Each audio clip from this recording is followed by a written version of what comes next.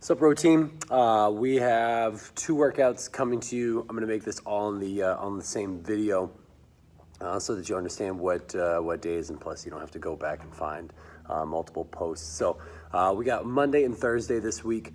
Monday is an A1, A2, A3. Given the feedback that you guys want to know appropriate rest between the movements or between the exercises or even between the sections of the workout. So I'm gonna try to be more detailed with that, and hopefully that clears some stuff up, but also maybe this video can clear up some of that language that goes around it. So first off, Monday is A1, A2, A3. You need to be going through this twice, okay? The first round is for your form. So I want you guys focusing on your arms,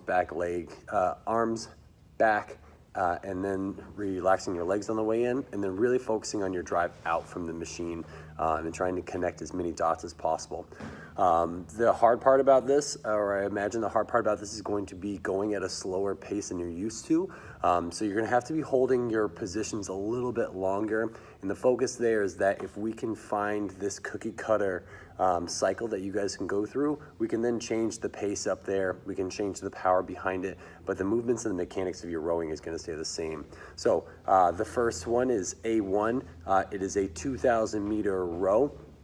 A 2,000 meter row with a projected finish for the guys being a goal of 9 minutes, and for the ladies that plan on doing this, a goal of 10 minutes. So when you select a workout in the standard list, you'll have 2,000 meters of 2,000 meters displayed on the machine. Up here, a bunch of zeros, and this is what's going to be important. So you're going to be rowing at a cadence that allows you to pull. Let's see if I can do this while I talk. But you're going to be rowing until that projected finish gets down to an average of 9 minutes. So you're going to go nice and slow, and so that you're going to be practicing your 2K row for 9 minutes there. This is going to be 10 minutes for the ladies, and you guys are just going to finish this. You're going to rest 4 minutes. You'll move on to 1,000 meters. You'll set up the monitor the same way. 1,000 meters down to 0 with a projected finish of 4:30 for the guys and 5 minutes for the ladies. Again, this should be a casual pace. Again, working on just picking up the tempo a little bit and understanding how long you're going to be on the rower for. A3 is 500 meters of rowing.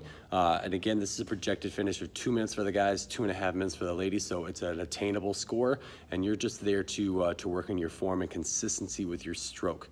Consistency with your stroke is the focus. You're gonna rest 10 minutes after that 500 meter thing. All you should be is kind of sweaty. You should be kind of dialed into the time profiles that you're gonna be working on. And then you're gonna hit round 2. Round 2 is gonna be hitting you with some intensity and some personal information that you need to know about yourself. One is what your PR 2K is, what your PR 1K is, and what your PR 500 meter is. The goal for this round is going to be for your 2,000 meters that I want you to be a minute positive on your 2K. So if you have a 6:45 2K, I want you rowing a 7:45 2K. If you have an 8-minute 2K, I want you rowing at a 9-minute 2K. So you're gonna add 1 minute to your personal best, and that's gonna be your projected finish that you focus on holding while you row your 2,000 meters. Okay, that same level of focus is going to happen on the 1,000 meter row, which is going to be next, and that's going to be 30 seconds off of your 1,000 meter pace. So if your 1,000 meter pace is 3:01, your goal pace now is going to be 3:31, right? Or if your 1,000 meter is 4 minutes, your goal is going to be 4:30. Right, so that should be how you guys kind of tackle this. So you're going to be putting a little intensity to it, but it should be very attainable. You should be able to hit a win here and feel what it's like to throw a little intensity to that consistency that we were working on in that previous round. And then your last part of this workout is a 500 meter row with a projected finish at plus 15 seconds. So if, let's say, your 500 meter row is 117.5, you're gonna add 15 seconds to that, and so my goal is gonna be to do 132.5. Right, that's the projected finish that I'm going to be working on, and again, it should be maybe challenging because you've been rowing for a long time today, but at the same time, it should still be attainable, and you should know what it's like to work 15 seconds or 30 seconds off your PR pace, because it's a lifesaver when it comes to those workouts. All right, 5 minutes on that first video. Woo! All right, it was good. I think we covered a lot. Or I imagine we covered a lot. Thursday is your next workout. You guys have been asking for barbells and weight selections, and I love that. I want to pair in some other objects that I think are going to help with some of your explosive power and connect you to the machine a little bit more too. So we're going to be doing sets of increasing deadlifts. So we have an A1, A2, A3. A1 being deadlifts at sets of 15 increasing. So trying to keep your form, your back tension the entire time and kind of connecting your feet to your hands as you lift this thing up. So if you stay straight in your back and you keep that weight in your butt and your hamstrings, you shouldn't feel too much pain or discomfort through your low back or your upper back if you're doing these correctly. The weight doesn't necessarily matter because it's 15 reps is a lot. So go out a little conservative and see if you can kind of push it up in the second and third round. Okay. A2 is a jumping squat. So you're going to pass below parallel in a squat, and then each jump for 10 reps, I want you to jump a little bit higher. So your first jump might be this far off the ground. Your second jump might be this far. Your third, your fourth, your fifth, your sixth. By that 10th jump should be as high as you possibly can jump, and trying to get your head to get as high as possible away from the floor. So it's not going to be 10, just boom, boom, boom. It's a jump, land, squat, jump, land, squat, jump, land. So there's going to be a slight pause between each one of those jumps, and you're doing 10 of them. Even if you scream out 1, and it's this little 2, and if you scream out 10, and it's the biggest jump that you've ever jumped before in your life, that would feel so good for me. I think you would get the most out of that. We're looking for an explosive hip drive, explosive leg drive right here, right? As we slide in and we go to pull this, boom, that first power drive is not a deadlift. It's this explosive hip extension, explosive leg drive that we're gonna get out of this jumping squat. So huge focus on that. A3 is gonna be row 350 meters as fast as is humanly possible. So we have a slow methodical thing of this deadlift, right? A2 is gonna be this gradually explosiveness with the squat. And then you're gonna empty your tank on this for 350 meters, okay? After you do that, you're gonna rest for about 3 or 4 minutes, so you have plenty of time to rest and recover and go back to your deadlifts, because the deadlifts can be moderate weight anyways. But I'd like you guys to just kind of chill out there, maybe take a seat, talk to each other. You're not gonna need 15 barbells, you're not gonna need 15 rowers. I just want you guys to go crazy on this.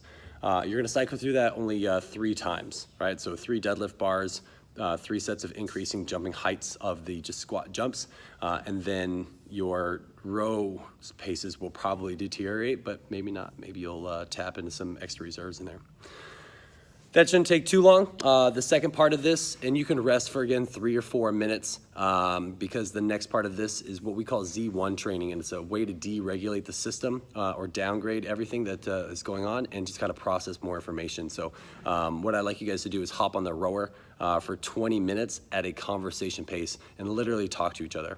There should be a focus in the back of your mind on what your consistent stroke looks like. So I still want your hands to stay up, still want your back to stay flat, maybe your feet even stay flat, but this is time for you to work on some of the basic mechanics without any pressure on rowing any faster or rowing any slower or playing any games or whatever it may be. It's really just a casual row where you're learning how to swing your hips, or you're learning how to keep your arms straight for a little bit longer, or keep more tension with your legs, or not letting the chain go up and down. Focus on one baby thing that can just sit in the back of your brain and that you don't necessarily need to put pressure on.